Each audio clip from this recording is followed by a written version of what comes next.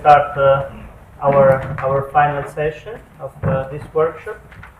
And so the first speaker of the morning is, in the first week we have only morning session, and the first speaker is David Ruelle, and as a tradition then he will continue going on chairing the session. So the title is Hydrodynamic Turbulence as a Problem in Non-Equilibrium Statistical Mechanics. Thank you. Can you hear me? Yes? Yeah.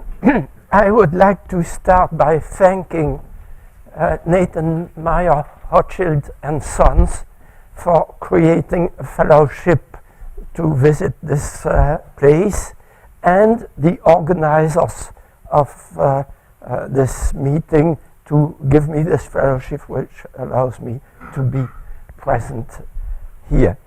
So thank you. Now I would like to talk about turbulence, and all I have to tell you is in the title. I would like to convince you that one can understand turbulence as just another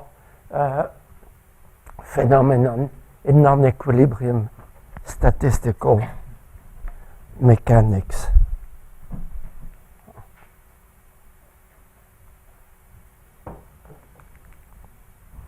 That doesn't seem to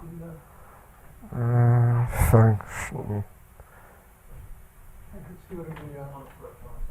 The switch. There is a switch. It's a switch. There's a switch. Okay. So it works. Thank you. So what about turbulence? Let's forget about the word turbulence and discuss the system that we want to be interested in. This is a piece of fluid of which we assume that it is incompressible and that it follows the laws of mechanics, of Newtonian mechanics, apart from an extra term which is viscous dissipation. Now, the first two things lead to Hamiltonian dynamics for a system that has an infinite number of degrees of freedom, but that's all right. Now, if one thinks physically about such a piece of fluid in 3 dimensions and looks at it, then what one notices, or one can be convinced to notice, localized structures of which the name is eddies, and then we can also be convinced that the energy goes from large eddies to small eddies and then gets dissipated. This is the so-called direct energy cascade. And one may ask why energy goes from large scales to small scales, since you may remember that in 2 dimensions it's the opposite. Okay, so there is a question which is not trivial in my opinion. Now,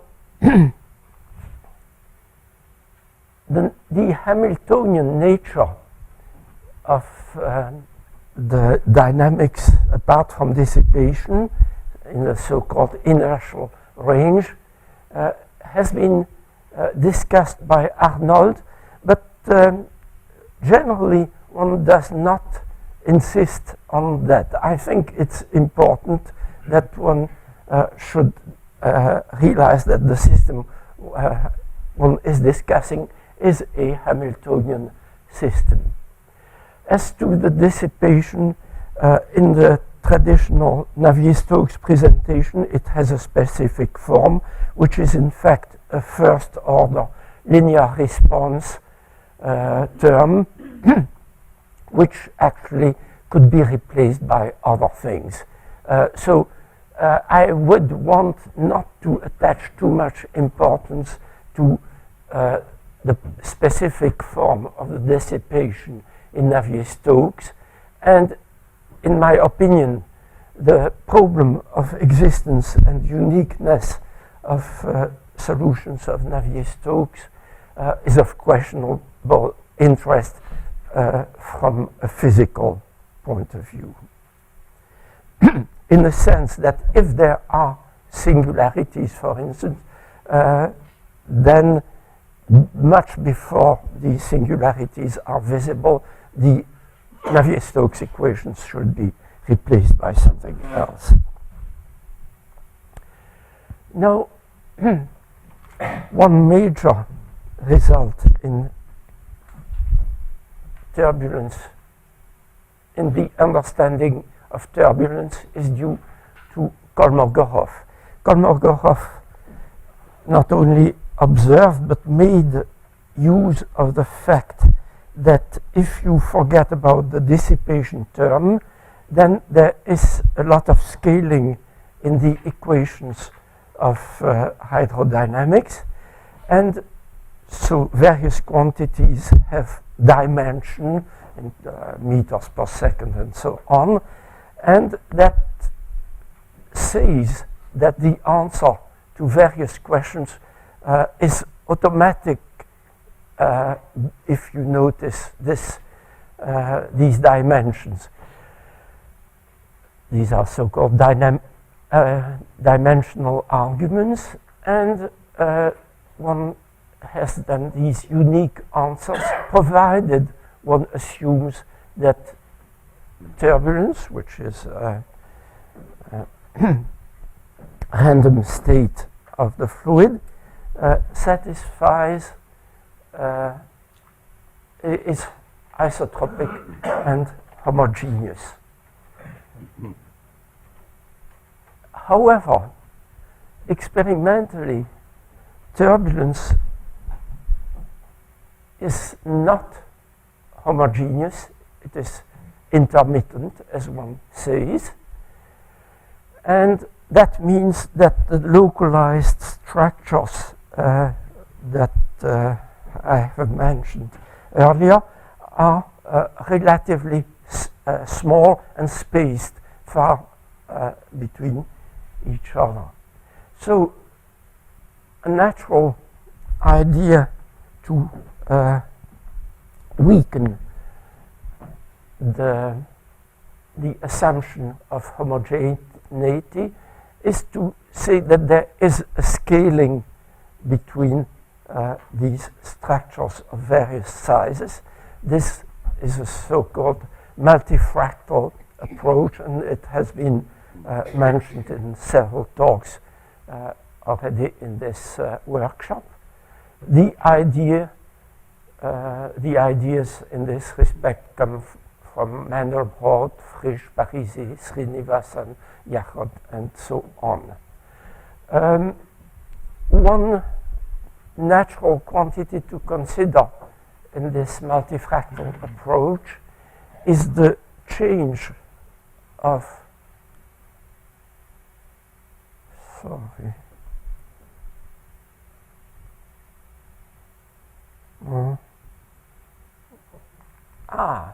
it works. The change of velocity in absolute value over a distance r raised to the power p and then expectation. So this can be assumed to be r, to be proportional to r to some power zeta p, and this exponent zeta p can be measured in experiments. It's not easy, but it can be done, and the interesting result is this, that while the Kolmogorov theory would give p over 3 for the value of zeta sub p, experimentally one finds other things. What I have written there is something that will come up later in the approach that I want to discuss, but don't take it too seriously at this point. So the physics of the energy cascade is believed to correspond to the presence of vorticity tubes that are stretched and folded and then decay into smaller vorticity tubes. So that is what one should have in mind, in the back of one's mind. Now, let's try to understand, to formulate the problem in a way which is perhaps not completely standard. I suppose my piece of fluid is in a cube, maybe with periodic boundary conditions, and I decompose this cube into subcubes, and these subcubes have sides of the form L0 kappa to the minus n, where kappa is some number. So one subdivides this, and one has an homorphisy from the big cube to the smaller cubes. And one can then write a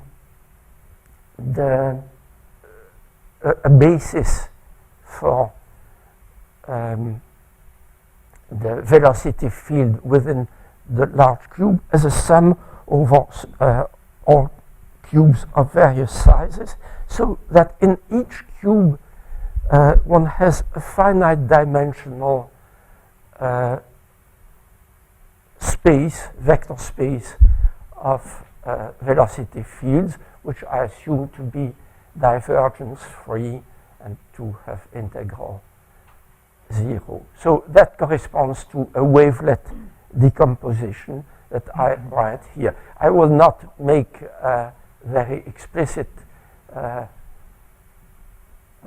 use of this decomposition. Notice that it has here the basis of velocity fields, here the homomorphisy that maps the big cube to the small cubes, and here a number of coefficients, which are the things that determine the true velocity field. Or in effect, what we are looking for a probability distribution over these coefficients C, I, and alpha.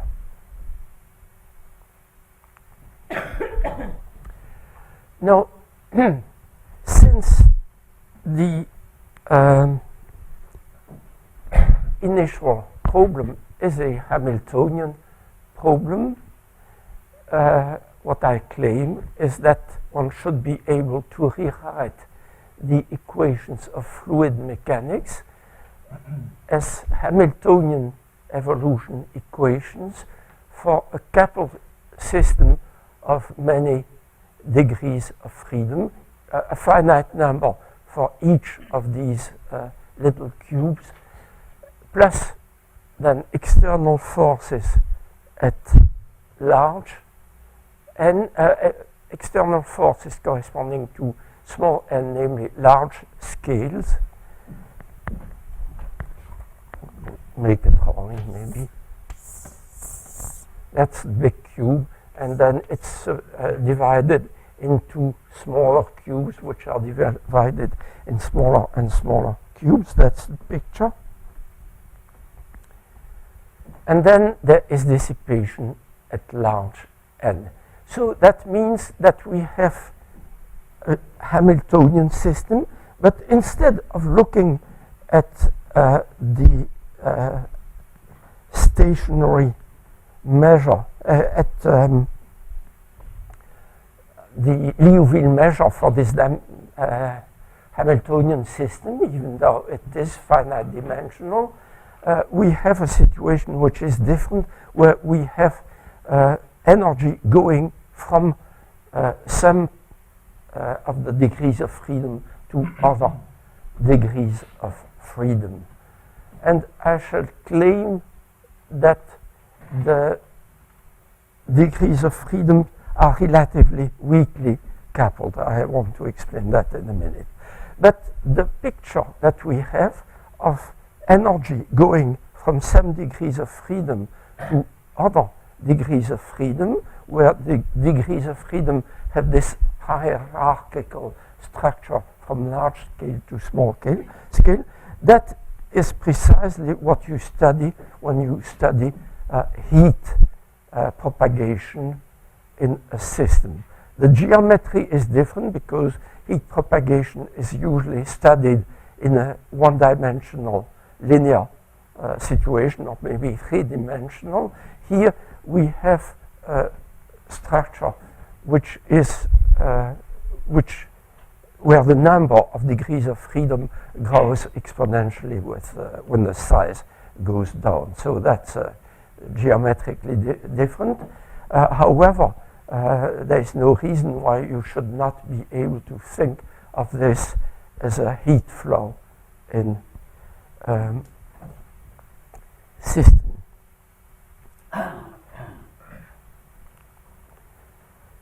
Now, if you do that, then there's one bonus, which is that you understand why the energy cascade goes from the high scales to the small scales. This is because, well, here's the explanation.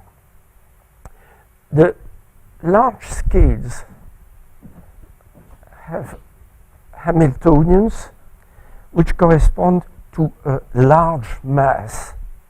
In fact, the Hamiltonian is a kinetic energy, and the kinetic energy associated with a large box is large. And if you think of kinetic energy associated with such a large mass and the relation given by Boltzmann between the kinetic energy and the temperature, you find that the temperature obtained in this way is like this, where the 1 over k is due to Boltzmann, and the rest is kinetic energy obtained from the Kolmogorov theory. Now, the point is that this thing, and I don't even have to explain what these things are. The point is that 1 over k is a very large number because k, the Boltzmann constant, is very small. So these temperatures will typically be extremely large. So as I said, I want to consider my turbulent system as a heat flow, and the heat flow will correspond to starting at large sizes, to injecting energy at large sizes, corresponding to very high temperature, and then the dissipation corresponds to much smaller temperature. Okay. So I have not done in detail the Kolmogorov theory, but this is well known, and it allows you to make such estimates.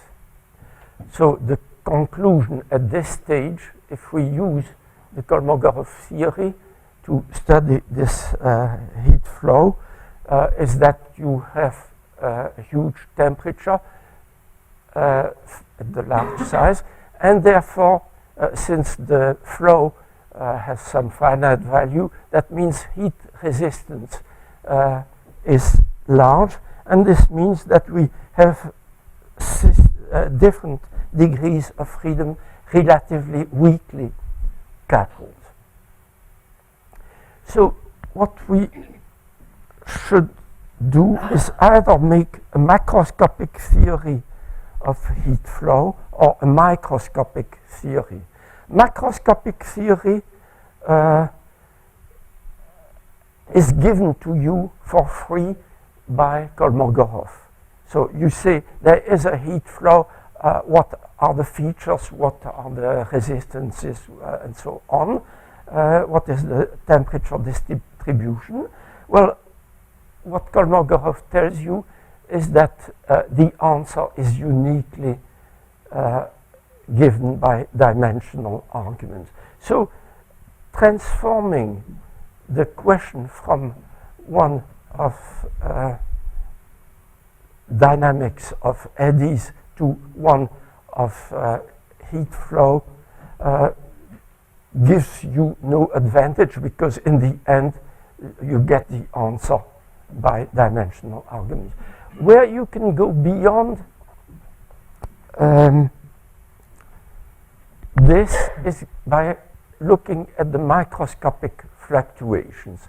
So what is being said is that the thermal fluctuations that you expect in such a system should correspond to microscopic so these thermal fluctuations, which are microscopic fluctuations in the statistical mechanics in interpretation, correspond to intermittency in turbulence, and we should therefore be able to say something about intermittency. At this point we meet a difficulty, which means that good theory of heat transport is still missing.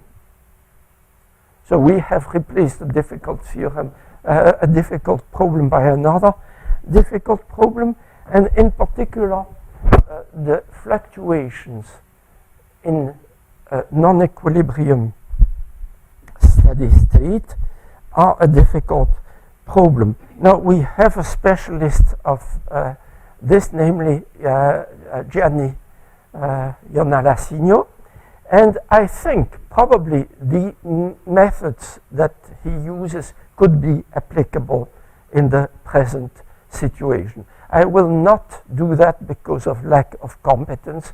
I will use, in fact, very crude estimates, but I think the right way to do things would be à la Ionalasigno. I do not think the result would be very different for the purpose of the present discussion, but this is one thing that I would like to be done by competent people.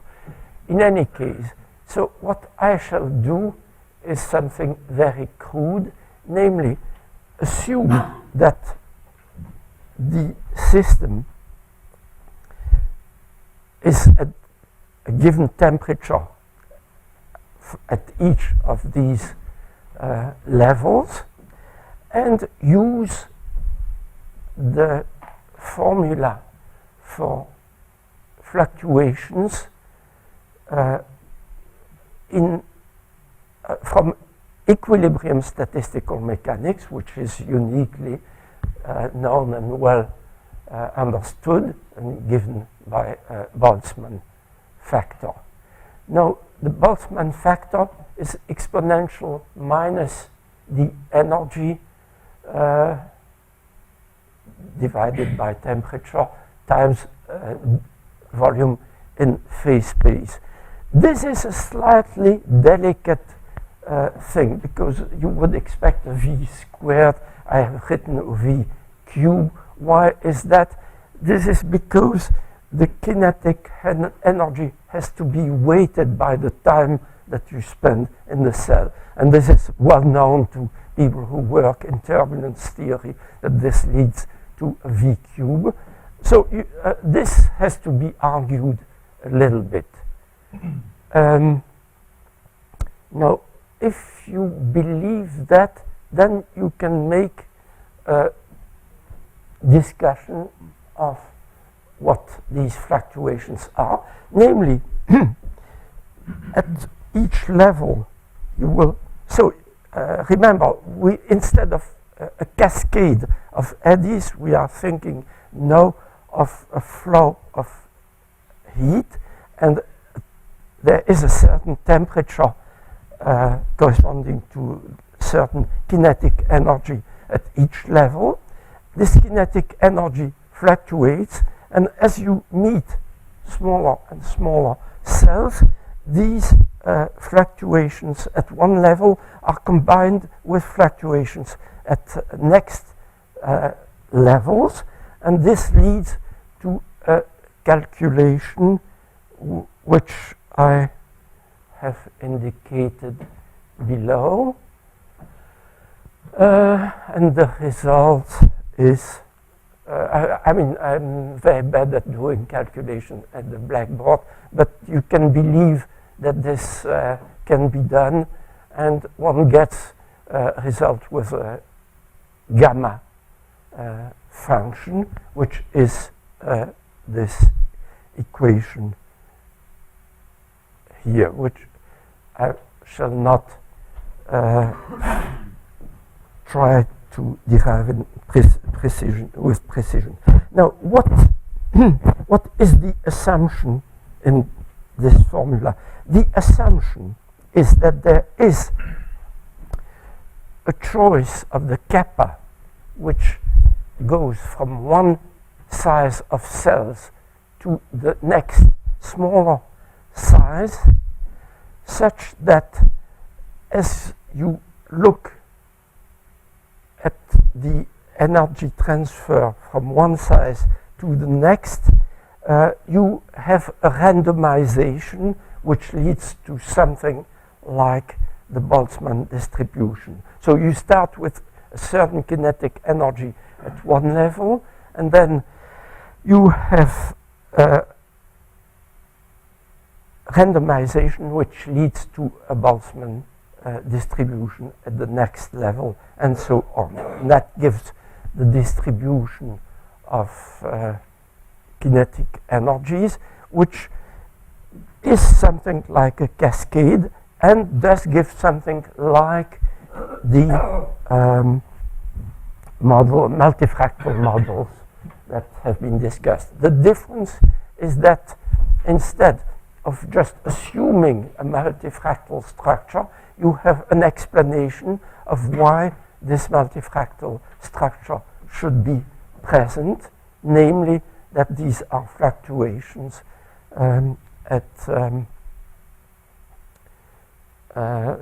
these are thermal fluctuations in your system.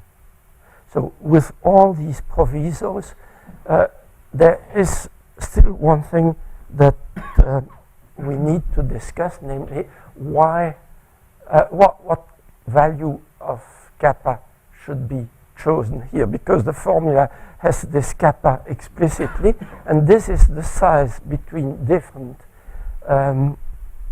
levels. So going from one size to the other corresponds to some randomization.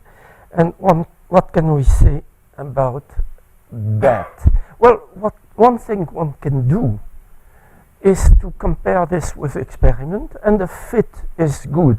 In particular, there is a sort of miracle, which is that for p equal to 3, this second term drops out, and you get p over 3, namely the Kolmogorov answer, and this is believed to be more correct, and this is believed to be true even if there is non-homogeneity. Okay, so that it's good that one has this p over 3 when p equals 3. But then comparing this formula with experiments gives reasonable agreement, provided that kappa is taken to be something like 20 or 25. Since kappa appears only in logarithm, things are not very sensitive to kappa. And 20 to 25, what does it mean? Well, this is a reflection of all the physics that is taking place. I mean, these folding of vorticity tubes, etc. And in this respect, 20 or 25 is not unreasonable. One can also try to connect this kappa with a critical Reynolds number corresponding to the onset of turbulence, and here again the answer that one finds is not unreasonable. So I'm not claiming that I have a very good theory of turbulence, but I have a theory of turbulence based on different ideas and from the standard ones, and that fits the physics fine. Okay. So that's more or less what I wanted to say. Let me add one remark. If one believes that climate studies are based on a certain model of the atmosphere which is Hamiltonian, and if one can think of the evolution of this atmosphere as being given to high energy input of energy at certain subsystems and so on, and dissipation at other places. So if one can, instead of this box corresponding to various systems, have a set of subsystems with finite degrees of freedom which interact reasonably, and if one can represent the atmosphere like this, then one would have a very new presentation of the physics of the atmosphere as being heat flow, not in the usual sense for heat, but in the sense given here from one set of finite dimensional systems to others. So I shall stop there. Thank you. So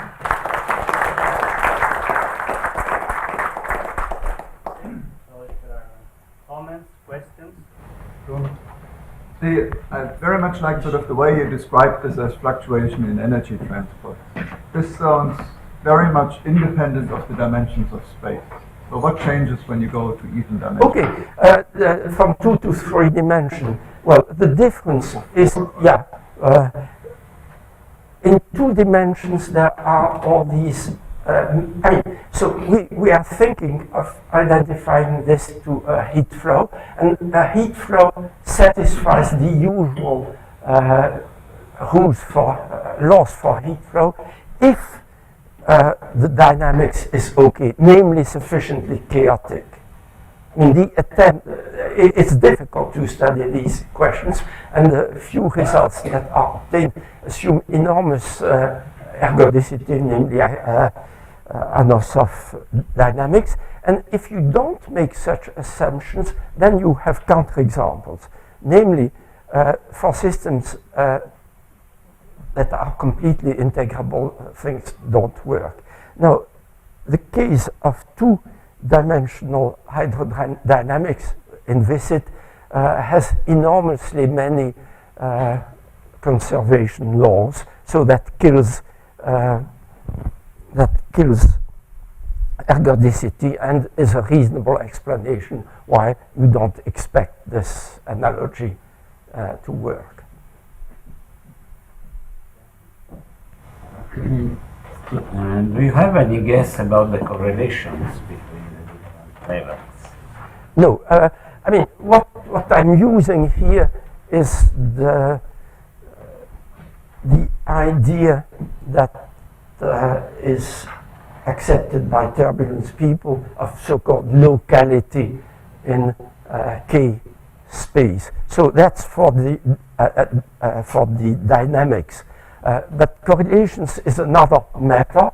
There is some sort of correlation because if you have high temperature at some level, it will propagate to high temperature at lower levels. But and that is in fact contained in this formula that I wrote down. But this is, I mean, a very naive approach. So it would be interesting to have. Because the simplest models of heat relation with lattice gas models, they have definite predictions about the sign of the correlations. Okay, so it would be interesting.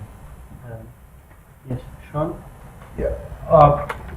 What about the issue of universality? I mean, your theory is almost but not quite correct. There's some perturbations, or I mean, is your form that you get stable and attractive kind of behavior? I mean, this is the whole debate about universality classes. There's this question about whether it's log Levy, and then the other kind of weaker universality proposed log Poisson, and you're proposing something a bit different. Do you have any ideas about this? No, I mean, your form is close to. I mean, all of these theories give very close, exponents. In fact, so I mean, empirically, I don't think you could distinguish them at that level, but. Yeah, so I do not take too seriously my prediction of these exponents. It works like several other things work. It has, however, this physical motivation which the other theories do not have, and these physical motivations are attached to a certain physical idea of what is going on, and that might be useful. So about this physical picture you give, everything relies on the Boltzmann factor you use. And so can you explain a bit more why you use this Boltzmann factor? What is the temperature and why I use a Boltzmann factor? Okay, so in this picture of energy flowing through a chain, it is conceivable that at each level you have a certain temperature. Now, if you have a certain temperature and you know the local Hamiltonian to be a kinetic energy basically with a certain mass, which is a large mass for a large cube and so on, you can estimate what is the distribution of energies. Now, however, the temperature is determined by interaction with neighboring sites, and therefore it does fluctuate, and this is what I use to derive these exponents. Michael? Yeah, coming back to this question between 2 and 3 dimensions, I mean, you said that you have all these invariants, so you expect things to not be ergodic in the same way. Is this justification for focusing on the larger scales in 2 dimensions? Well, no, I don't really, I have not studied 2-dimensional. Now, let me repeat the argument why it's not ergodic. The vorticity density is preserved by the time evolution. So if you make a histogram of the vorticities, it remains constant. So that means many conserved quantities. Now, I don't have I mean, this is something that explains good energy cascade, not a bad, not an entropy cascade or anything like this. Nathan. I think this is. Speak louder. Yes. What about this original question of trying to relate the theory to the fundamental equations of fluid dynamics, the 3D? Okay, so there is an interesting problem. Try to find a specific description of wavelets so that you have explicit discretization. This certainly can be done, but one would like to make it such that the interaction between different levels is under control, namely not large. And that is a tall order. Now, what you would want to do also is taking things at a given level with k large enough, have a purely Hamiltonian system, non-dissipative, that you could study. If one could do that, that would be great, but that seems to be a difficult question. Any other comment? Yes. Great question. Yes. So I have a question about this box picture. So Louder. the energy, the temperature is supposed to be the average energy in a sense. Yeah. And so are we just dividing by the number of boxes to have this analogy? Okay. So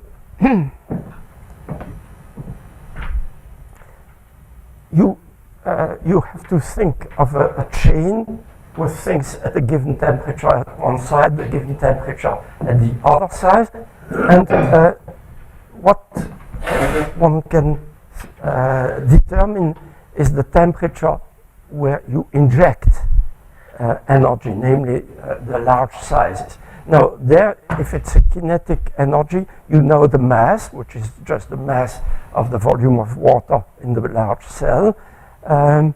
And then you have the energy, and then you can determine the temperature. And then you use the fact, I use the fact that the energy, the temperature being huge, the flow will be basically from large to small scales. Although one knows that there will be also something in the opposite direction, namely the butterfly effect says that small scales influence large scales also. Anything more? Yes, Michael? I vaguely remember, I mean, since you obviously rely on Boltzmann, that there was some work that used the H theorem in fluid dynamics. I don't remember it precisely enough, but George Carnevale, who was a student of Paul Martin at Harvard and then sort of had a life in the atmospheric and oceanic sciences, did that before and after his thesis. And I can't remember exactly what the conclusion was, but I think that he was actually trying to apply this more to two-dimensional turbulence. I mean, But about this, I don't know. A comment from me. So basically, nature is hiding behind K, as far as I understand. Behind? Nature is hiding behind K, in the sense that we have to say that's the thermalization scale. So there is a difference of a factor of, as you say, order of 10, 20, 25, Yeah. that imposes the intensity of the heat transfer, basically. Am I correct? Yeah, I think the physics is hiding in this range. That is kinetics. Although there might be more physics in other ranges. I'm trying, as everybody does in turbulence theory, to find a simple model. But nobody knows that if you go to sufficiently high Reynolds number, you don't find new things. Okay, so I think we can stop now. Thank you.